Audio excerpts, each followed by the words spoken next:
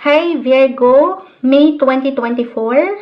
Ito na po ang inyong reading, monthly horoscope, tarot reading para sa bagong buwan na ito ng Mayo. Ayan, ano nga ba ang naghihintay para sa inyo ngayong buwan? Kuha tayo ng ilang messages para sa inyo as usual. Mensaheng gabay lamang po.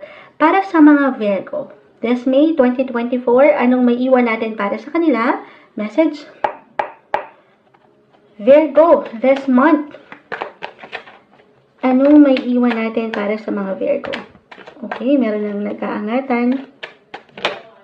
Okay, sige, spread natin ito. The Magician, the Lovers, Seven of Pentacles, the Queen of Cups reverse, and the Five of Pentacles. Okay. Okay, bilang nakita ko na yung the Lovers, so, usaping relasyon, pag-ibig, love ang buwang ito. No matter what your relationship status, Virgo, single, in a relationship, married, or kung meron ka ng anak, ayan, sumisigaw ang aking pamangkin. Pasensya na po, tayo ay daytime, may ilang ingay, pero I feel that you will feel love and appreciated. Okay? Or maybe isang message ito na kailangang marinig ng mga Virgo, ito, maangat. You matter. Ayan, kunin ko to. Na ikaw ay mahalaga. Tayo pa ay live na live sa FB, mahalaga ka. Sa kabila ng minsan, pakiramdam mo ay pagkakulang. Five of Pentacles, the Queen of Cups. Or merong kinukulang sa emosyon, or sa emotional support, or pagdating sa pera ba ito, sa koneksyon, ayan. Pero ikaw ay mahalaga. Sumasang-ayon ng ilang doggies. Ayan, kompleto Ricardo ka, kahit sa palagay mo ay, sabi ko nga, parang kinukulang sa ilang parte o sektor na ito ng buhay. Okay? Sige, sa higit na practical dito, kung meron kayong nais gawin, simulan, pag-action ba ito or desisyon, ngayong May 2024, this is the ideal time. May iwan ko na ito yung pagkakataon nyo na. Take chance, okay? Na maipakita nyo, maipamalas nyo sa showtime. I-showcase nyo na yung mga gusto nyo pang gawin. Yung inyong mga kakayanan, natural na abilidad, dahil meron kayo niyan. The Magician ay narito. Sabi ko, kompleto Ricardo kayo. Handa kayo kahit pa sa pakiramdam nyo ay merong kulang. Okay? Kaya nyo to. Meron kayong kakayanan. Natural na abilidad ito. Naaangat sa inyo.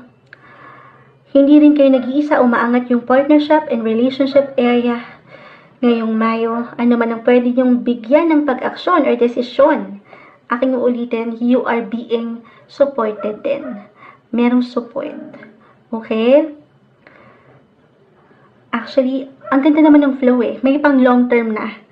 Kumbaga, meron kang something marireceive. Merong matatanggap ang mga Virgo ngayong buwan mula sa kapareha or dito sa matagal nyo ng higit na, especially kung matagal na talaga ito, pinag-aalayan ng efforts, ng tiyaga, i-claim natin na meron na itong something nilaga.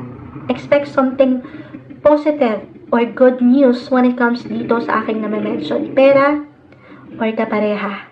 Sa kapareha, sabi ko nga regardless kung kayo in a relationship, single, kung single, maaaring ito ay someone na matatawag niyong partner. Okay? Partner in crime ba ito? Partners in life? Or partner in business? Yung ganon. Okay?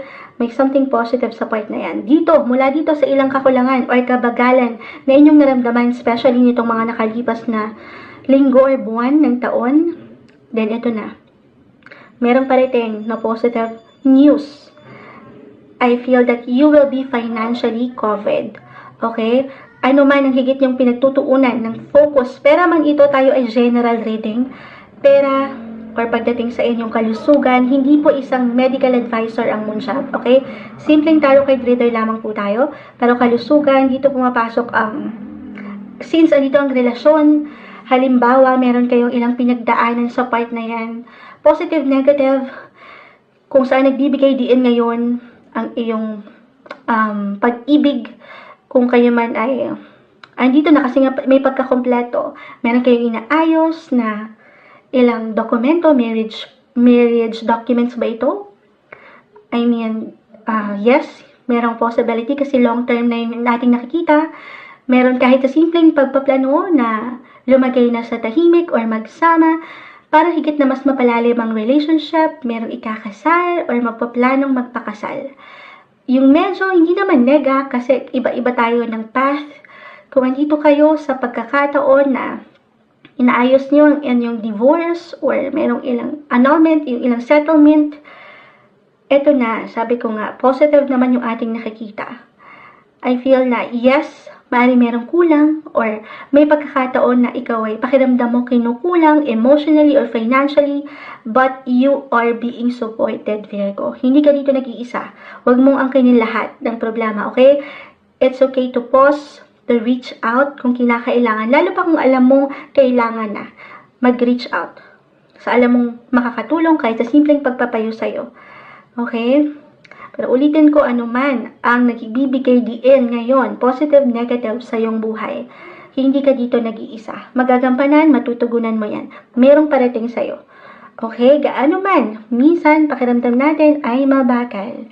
Pagkatiwalaan mo lang din ang prosesong ito, highs or lows, okay? Positive, negative, at syempre pa yung tiwala na iyong maibibigay sa iyong sarili.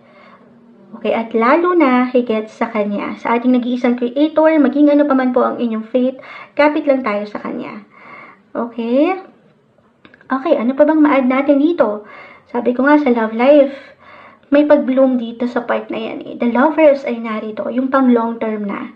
Pero ulitin ko, kung kayo nandito sa posisyon o relasyon na parang sinusubok kayo or nasubok na kayo at one point at meron na kayong ilang prosesong pinagdadaanan kung saan kailangan nyo nang i-let go, i-release ang mga sitwasyon. Then ito, nakikita natin ng maganda ng flow. Okay? Aayon sa inyo ang mga bagay-bagay. Gaano man kayo ay kinukulang or pakiramdam nyo ay merong kulang. Ito, napakalawak. Kung hindi yun mag-apply, i-add ko ang about sa travel.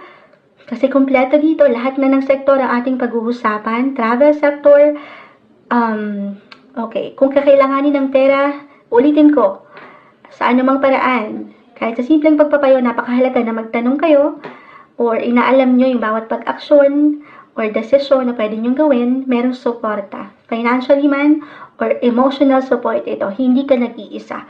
Okay, may magandang flow rin tayong nakikita dito.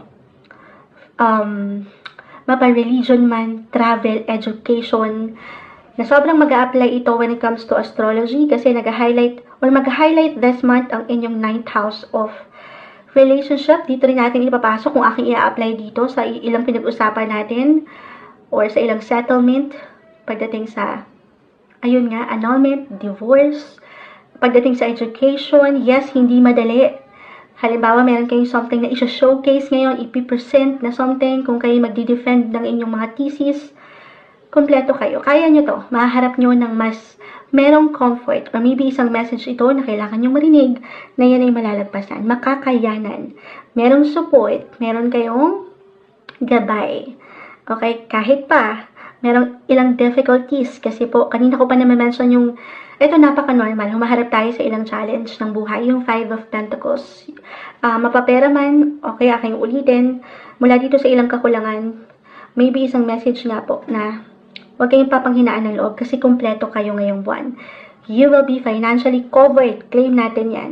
Kung kailangan nyo ng pera, ulitin ko, merong suporta. Hindi man ito mula sa isang tao, kahit sa gobyerno, may paayuda, or sa bangko, meron at merong paraan. Mariresolve nyo ang ilang bagay na inyong kailangang pagtuunan. Okay? Or paglaanan ng higit na praktikal pera. Para sa mas maalwan at mas comfort na buwan ng Mayo, kuha tayo ng pinaka-final advice para sa mga Virgo ngayong buwan. Anong may iwan natin para sa kanila? Message, Virgo. May 2024. Okay. Travel, talent. Na-mention ko yung travel. Ayan na, talent.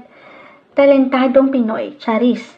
The Magician. Ito yung sinasabi ko. Showcase nyo na yung inyong mga natural na abilidad sa showtime. Talent. Meron kayong power. Meron kayong magic in you na pwedeng umangat or maybe kailangang paangatin ngayong buwan. Huwag niyong pagdudahan yung kaya niyo pang gawin.